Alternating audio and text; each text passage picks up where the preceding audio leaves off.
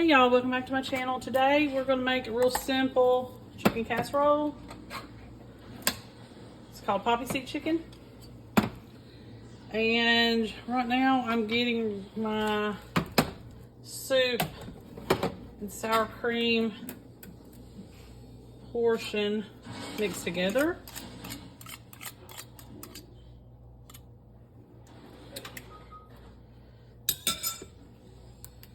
So I'm going to use, so you can use 2 cans of cream of mushroom soup or 2 cans of cream of chicken soup, or you can do a combo cream of chicken and mushroom. And you're going to use the smaller size cans, and you're going to need 2 of them. Or you can use family size cans, but that would be if you're just going to use 2 mushroom or 2 chicken, not if you're going to do the combo. All right.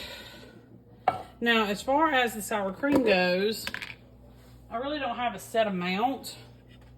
I got to empty this container. I just know when it's enough. But if I had to say, I usually do about anywhere from 10 to 12 ounces worth. Let me see what size this is. No, I'm sorry, 16 ounces. Maybe a little bit more, but not the full 24-ounce container. Never that. So let me get some of this out of here. I was just trying to empty that one. And so what you're going to do is you're going to get, you can either boil them, bake them. They can be leftover chicken. I've even made it from leftover fried chicken. Or you can get a rotisserie chicken. It doesn't matter. And you're going to cook the chicken if it needs cooked, however you choose.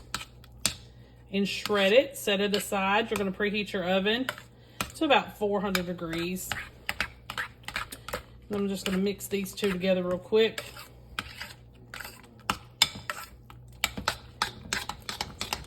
It's literally just like a little 4-ingredient casserole. Let's see, soup, sour cream, chicken, crackers. Yeah, 4 ingredients. 5 if you count the butter. So you just make sure this is really good mixed.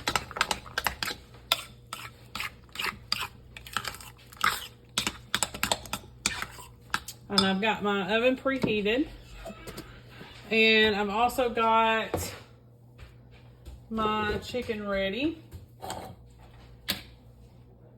Let me get that pan.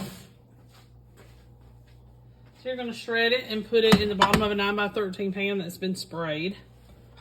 You're going to take your sour cream mixture. You're going to put that on top of the chicken.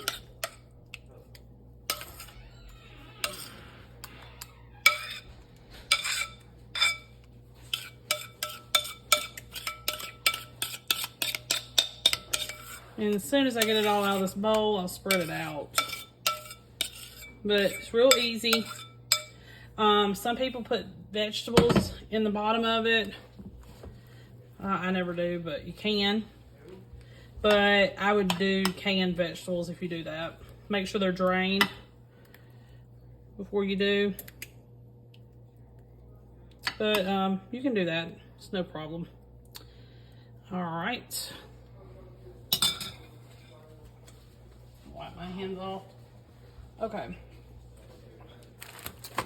All right, so now I'm gonna get the crackers crushed and put in a bowl. Hang on just a second. Okay, so you're gonna take about 1/3 of a stick of butter and 2 sleeves of Ritz crackers. So get your butter, get it melted, and then just crush your crackers in the butter. It doesn't really have to be perfect.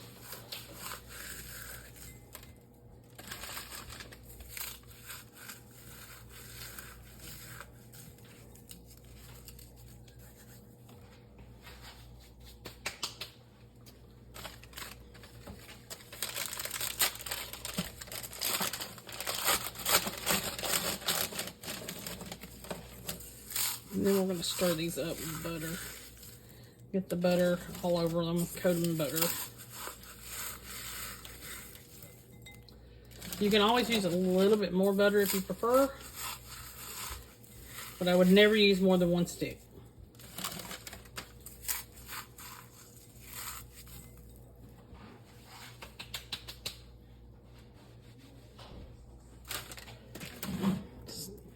Crackers everywhere.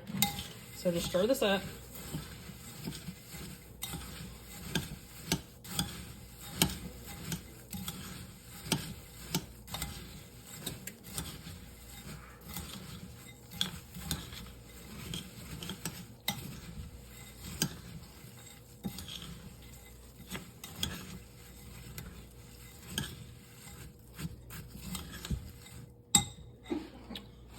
All right. Just put this on top.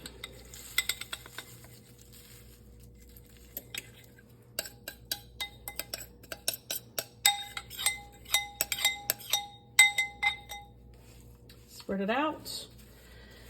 And then you're going to cook this. I'm going to go ahead and bake it for covered for at least 45 minutes until it's hot and bubbly. The last 10 minutes or so, you're going to take the full off and toast the top. If you don't do this, you're going to burn the top. So you do need to cover it first. And then just the last few minutes of cooking, you need to take the full off, let it cook just a little bit, and toast up golden brown. And it'll be hot and bubbly and ready to go. So anywhere from 30 to 45 minutes. Make sure your oven's good and preheated before you start. All right, I'll see you back here when I'm done.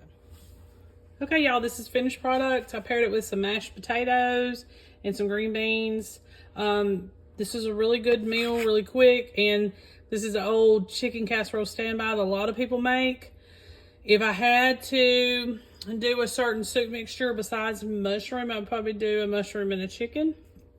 I don't really care for 2 cans of cream of chicken in this, but you also could do cream of celery mixed with one of the other soups as well. I forgot about that. It'll make it taste kind of like green chilies, like you added green chilies, even though it wouldn't be spicy. So that's a similar taste, but it's really good casserole. It's old standby. It's perfect for first time beginner cook. I've made it for years, and like I said, you can add vegetables if you prefer. You can do that as a layer in the casserole. Okay, make sure you like and subscribe. I'll see you next time. Hey y'all, welcome back to my channel. Today's gonna be a real quick one. You need to preheat your oven to 350 degrees, and we'll go ahead and get started. 9 by 13 pan, spray it, thin pork chops. Then we're going to put a little dollop of sour cream on each one. I'm going to spread mine out a little bit. About a tablespoon's worth. I don't want to do too much.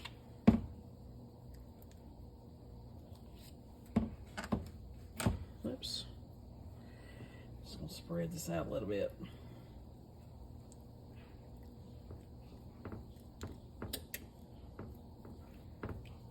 Right now,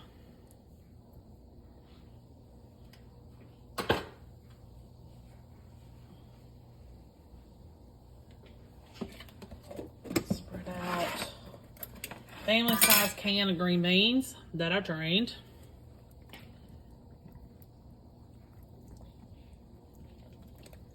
And I'm just going to kind of sprinkle it all over the top. You can do a smaller can, but I got more people to feed, so I just went with the family size can. Okay.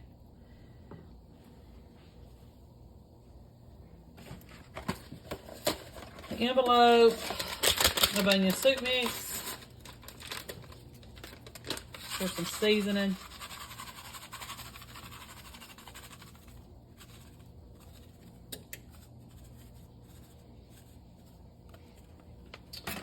And French fried onions for the top.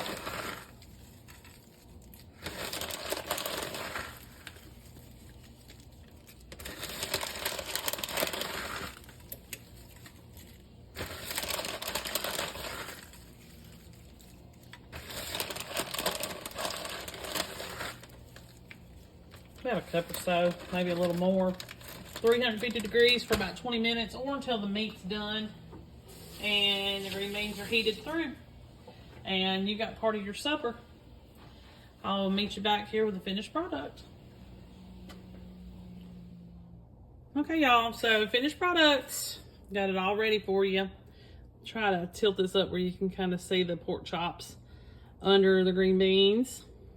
And I just made some mashed potatoes with it. A real quick mashed potato. Sometimes we do just boiled potatoes, where you just peel them and cut them in chunks and just boil them and then serve them with salt, pepper, and butter.